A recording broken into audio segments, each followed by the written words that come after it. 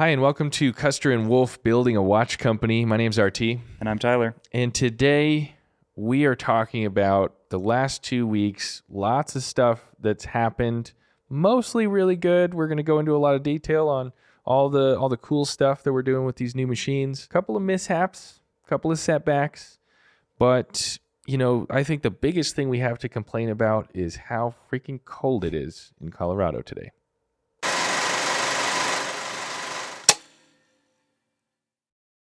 Okay, so we're going to start with a question. Just like always, thanks for submitting questions.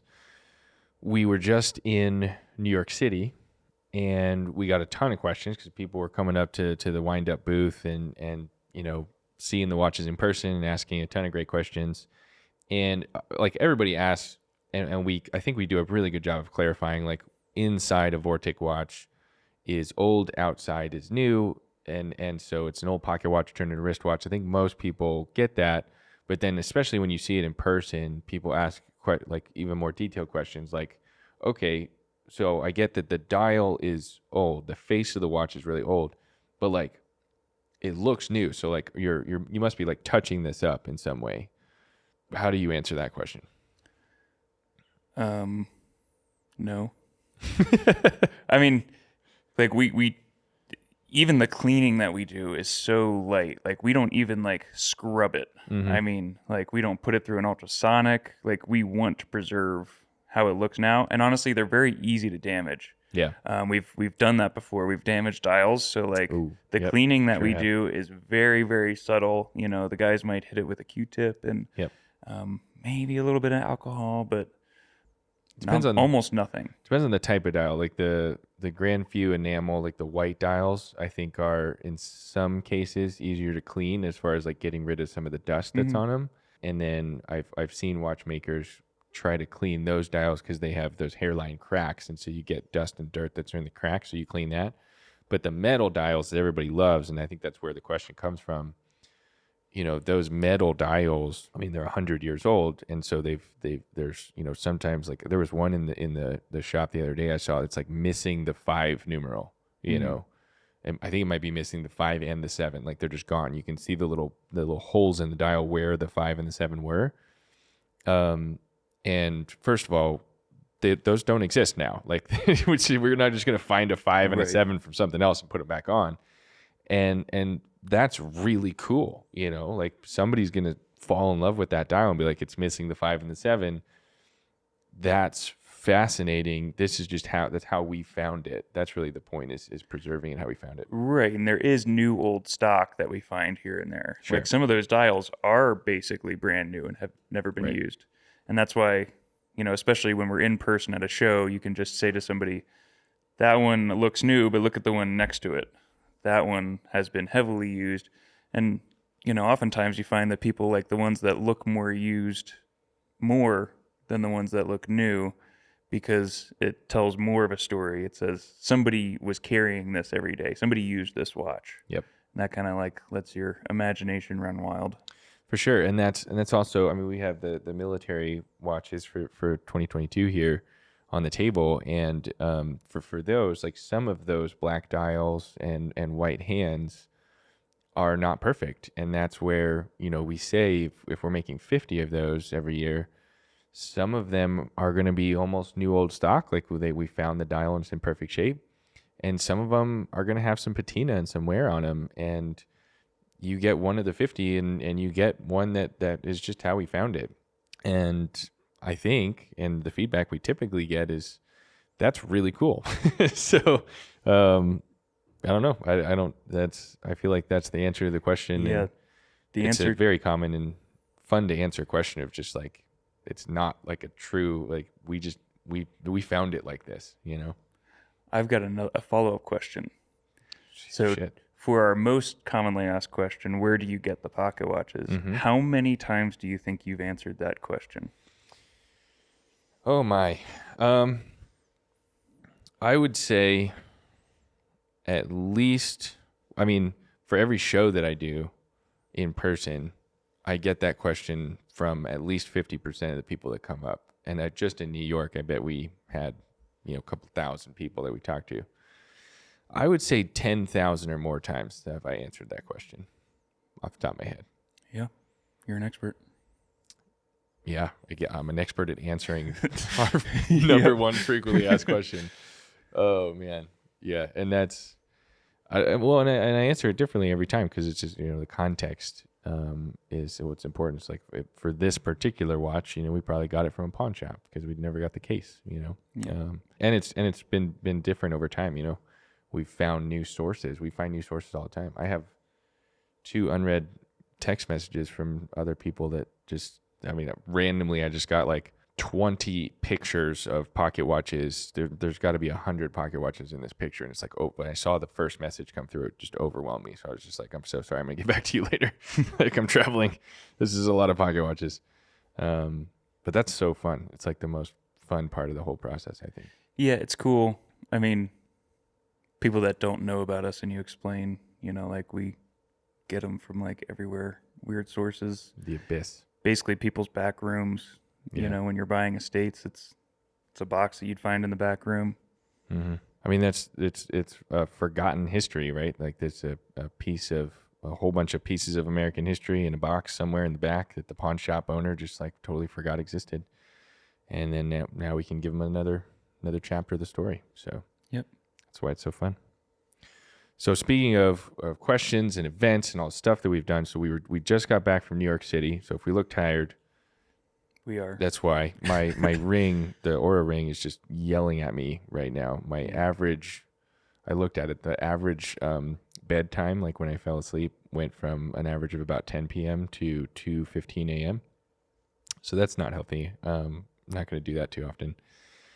We had a lot of fun in New York. We sold some watches, met a lot of customers. If you came, thank you so much for coming out to WindUp New York City. If you couldn't make it, we made a video, like a tour, like walking around, and we made a video at our booth so you could see what that looks like.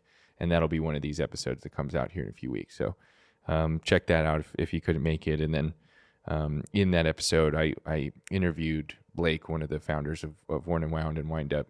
And I asked him what the future looks like and which cities they're going to. So put it on your calendar because, it was a really fun event. Oh, yeah. If you like watches, like it's a fun event. It was so fun. It's like so many cool watches there, so many cool people. Talks going on the whole time. Mm-hmm. RT gave a talk too. Interesting stuff. Yep. Yeah, we did. It was me and Mike from Zodiac and Don from Vertex, and their brands are 100 years old, and so we talked about like heritage brands and how we honor the old brands. And I didn't know much about those companies, so that was educational for me too. But it was like a panel, so that'd be cool. I think they're putting that out on their YouTube channel at some point too. So yeah. For me, the event. I'm just in the shop a lot, so I don't have direct contact with customers a whole lot. And it was just really cool to see people interact with the watches, how well they respond to it. Just like reminds me why we do this. Yep. Just like one of those happy inner feelings, warm, fuzzy feelings. Yeah, I've told a lot of people, like, it's the reason I do those events and I love those events. We sell watches at them and we get people's email addresses and they get on our list, and it's great for marketing. It's great for brand awareness. And we have people ask us all the time. And that was the question we answered last episode of like, where do I see your watches in person? And so that's like logistically why we do it from like a business standpoint. Right. But there are not many opportunities for you to stand somewhere and have every single person that walks up to you tell you how cool and badass you are for like 3 days straight. Yep. And not necessarily us, but like they hold our product that we make and they're just like, this is the coolest watch I've ever seen. Right. You get, holy shit. a lot of people knew who we were. Honestly, a surprising amount of people knew who we were. Yeah. But like the people you get just constantly people seeing it for the first time. Yeah. You see their face and they're like, oh, it's a pocket watch. When the light bulb goes off, it's so fun. And like the joy in people's eyes when they walk up and they like, several people drove for hours, or a couple people flew to New York just to see us. There's 59 other watch brands in that room, but they came so that they could hold a Vortic watch in person and then probably make a decision on whether or not they want to buy one. But people like that are it's so cool to like see them hold it for the first time. And then, I mean, I bet we had 20 customers walk up wearing a Vortic watch. And in New York, that happens a lot more. But like that's really cool. It's really cool. Yeah. To It's see like not just one or two, like lots of people wearing our watches. every couple hours somebody's walking up. And then like, we're having a conversation with somebody who's kind of new to the brand or hasn't heard of us. And then, a customer walks up and just kind of like leans over and like, you really should buy one of these. And then like shows their wrist. They're like, wow, okay, cool. Like the fandom is really cool. So if you're one of those people that stop by, thank you so much for stopping by, for saying hi, and for supporting our small business. Like it's Yeah, absolutely. it's so fun. New York was colder than I thought, but really nice. It was really pretty the first couple of days there, sunny and beautiful. And then we land here back in Colorado, and driving to work today, it's snowing. It's cold. It's not Halloween It's not. It's October 27th, people. What is happening? Yeah. It's cold. Like so real snow. like snow. Like there was snow on people's cars at the school drop off. I don't know where they came from, but they must have come from a little farther north or something. But there was snow accumulating on vehicles this morning, and it's not even November. So welcome to Colorado. That's fun. And since it's cold outside, it's also cold inside, right? Yeah. Why is And yeah, another stop on the journey towards renovating the building.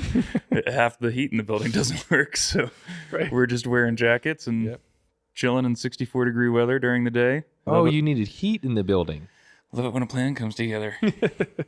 No, it's the heat in the important parts of the building are working, but Thank God. it's just funny that the first snow of the year and our heat's not working. Right. Here we are. But new problems. We put away some old problems, and now we have some new and different ones. Yep. And here we are. But other than that, I think the building's in pretty good shape. We got a lot of good stuff going on. Ran into a couple hiccups, right? I think the biggest hiccup we found in the last couple weeks was military bezels, crystals, gaskets, and really the issue with that is just we wanted to have the military edition, like at least we're making 50, and I'm going to say it again for the people in the back. There's 50 watches on November 11th at 12 p.m. But that the goal was to make 30 or 40 of them ahead of time, so like we could hopefully ship them that next week, and just We've never done that before. We've never had like, we did pretty good last year. We did do really well last year. Yeah. But we'd love to at some point have all 50 like done before we sell them. Yeah. And that was the original goal this year. And we were on track. The prototypes went together. We had some hiccups with just the patina. We've had a lot of really good responses to the new patinaed stainless look. I mean, and it came out really good. But when we went to put everything together, it just took a lot more hand finishing than we were expecting it to take. Yeah. So that was a little hiccup, but the prototypes came together beautifully, except for one thing. They weren't pressure checking. And it turns out the very first prototype that we built, we took out the largest crystal in the batch. And our supplier, William White of White's Crystals, shout out to William, does an awesome job Mr. White. on these domed crystals. Yeah, they're so cool. This is the only watch that we use his crystals for, just because they're so cool. This product deserves it. Yeah. But we used the biggest one from his batch, and we didn't measure a few of them, and we didn't check a few of them. So the first prototype passed pressure beautifully, and since we're using the same crystals and the same gaskets and the same everything as last year, we made a small adjustment from last year, and we moved forward. And turns out the first 30 or so bezels that we made are bad, and there's no use in sitting here worrying about it. You remake them. Make more. Yep. And that's, But that's if hopefully that's the only thing that goes wrong, and that's common, you know. I mean, that's when you only make 50 of something and you're not mass producing it, it's hard to get a statistical sample. And that's exactly why we do quality assurance testing on every single watch, because when we find something like that, we're like, oh, okay, pause, figure out what it was. And then, now we have to remake those parts, which we make it in-house. is time. Honestly, this is one of the less impact things that can go wrong. The bezels are a lot faster to make than the cases. We have extra material in-house already, so it's just not a question. They're not perfect, so you remake them and you move on. Yeah. And we'll have some, I don't know, what else can we use those bezels for? Little keychains. Keychain, key fobs. If you want a $500 keychain. Very expensive keychain that we can't use for a watch. Man. So that was a hiccup, but back on track. So we'll have watches done. We're still hoping to have 25 watches built before the day everything's listed, and everything is ready to go. Movements are ready to go. We've got material. Like we've got our hiccups figured out. So what I'll probably say is when people order the watch on November 11th, the first 20 people or so we can ship fairly quickly, and then the back half of the batch we'll just ship as soon as they're made. And I think we'll be able to ship all 65 military watches by the end of the year, probably. That's the plan. Yeah, I think that's about what we've done in the past, so I think that's fine.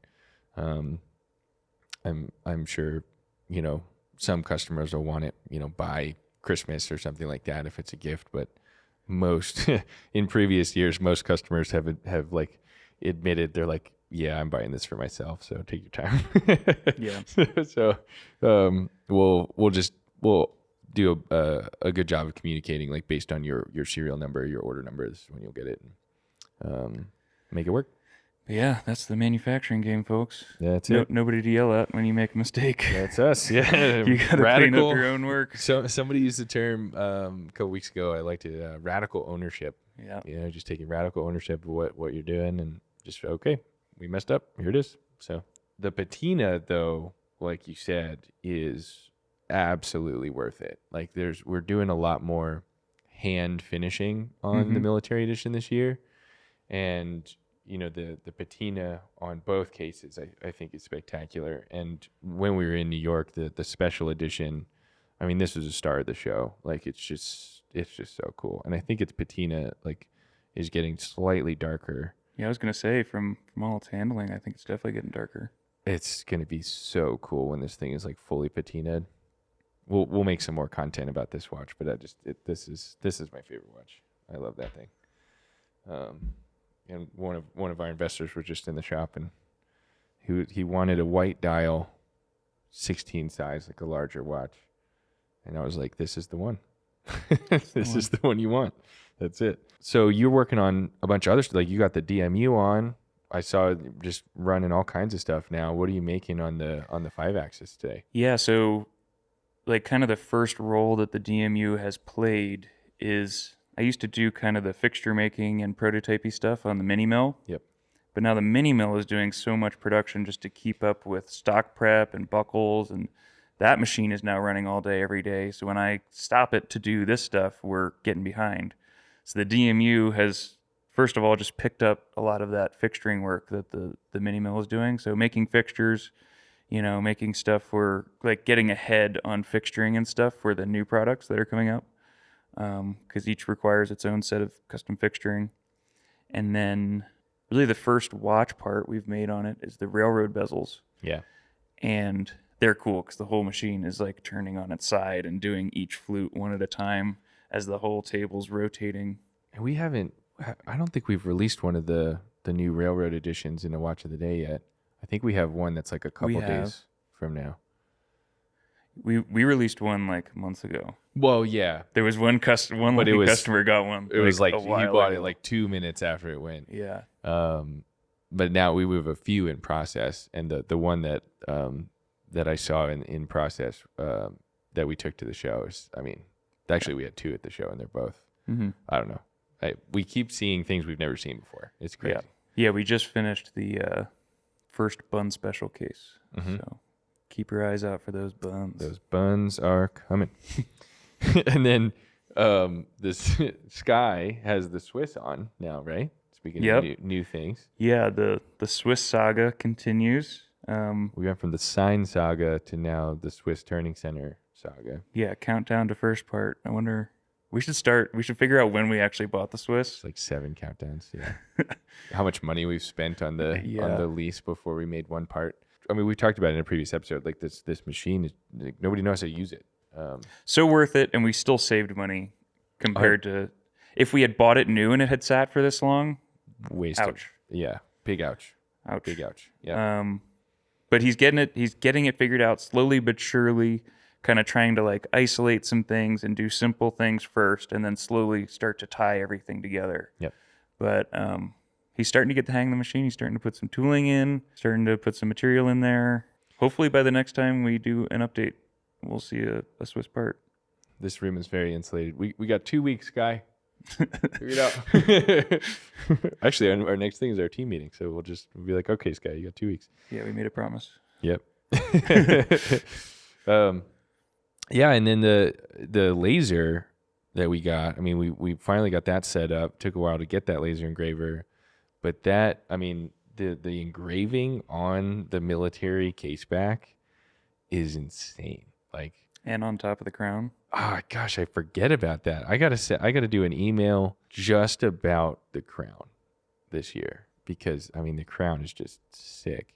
And then we put the military logo on the top of the crown, and then I mean the case back. I gotta admit, when you first showed me the case back on the computer, I was like, that's a lot of text, dog. But seeing it here is like, I mean, I think people are just gonna like sit and just like read the back of their watch, to be like, oh, like how did you even? Yeah, it wouldn't look good if the laser wasn't so crisp. Like, no, because what he's talking about is the look that I had in mind had a lot of text, and there's just a lot of things to say about the watch. For sure. Yeah. We're actually saying like the movement was originally manufactured for the U.S. Army Air Corps. We got our legal terms on the back of the watch. Yeah, we're saying here. The movement was originally manufactured by Hamilton. Right. The case is manufactured by Vortic. And it's a cool look that harkens back to the original pocket watch cases, because those things have like a paragraph on the back of them. They did, yeah. Well, and I had this conversation with someone at the show, asked about the engraving. I mean, he said like this is really cool and like really tiny. Like he's like, I gotta figure out how to read this, but he was just like, they put all of that information on the back of the watch, because those pocket watches and wristwatches back then, like you couldn't take the box and papers and like a manual with you into the field or like, traveling. And so you just engraved everything they had to know on the back of the watch. And so it's just there with the watch all the time. So that makes sense. Yep. But yeah, it's cool. It's cool getting to know the laser. We're still very much learning, long way to go to get it operating at full capacity. But it's a little bit more difficult than I thought it was going to be to train it to find your parts. This laser has a vision system in it. So like you can put a part in it and you don't need it to be oriented perfect or in the perfect spot. Mm-hmm. The camera will look at it and do all that work for you. So it's like perfect, like very accurately perfect. But to train it to do that is a little bit more difficult than I thought. I thought it was just kind of circle a feature there, and then it'll see it. Yeah. But it takes a little bit more than that. But when you get it right, the results are pretty good. Absolutely worth it. I mean, just with all these machines and all these things, it all. I mean, and in the building, right? Like it cost twice as much and took 3 times as long as we thought, but here we are, and we're done. Yep. Yeah. And it is a FOBA laser, just for clarity. Yeah, those are super cool. Well, we got 2 pretty intense weeks ahead, just pumping out military editions, getting all the other machines on, getting the Swiss going. We got a bunch more shows. I mean, I'm in Denver this weekend, Austin next weekend, and then we launched the military edition from Fountain Hills, Arizona, November 11th, and then I'm there the 12th and 13th as well. And then we're going to Chicago December 1st, so it's going to be a crazy back half of the year here. But we'll keep documenting all this for you, and we're just really excited to to show you all the new things we got coming down the pipeline, especially using all these new machines. So thanks for tuning in to this episode of Custer and Wolf Building a Watch Company. If you have not subscribed yet, the button is right down here. Grab that button, click it, and that will let you know when we release every new episode. We do release those episodes once a week now. And if you want a separate alert or want to see amazing pictures of all the watches we're talking about, go to vorticwatches.com and sign up for our weekly email newsletter. And we'll email all that information straight to you. See you next time.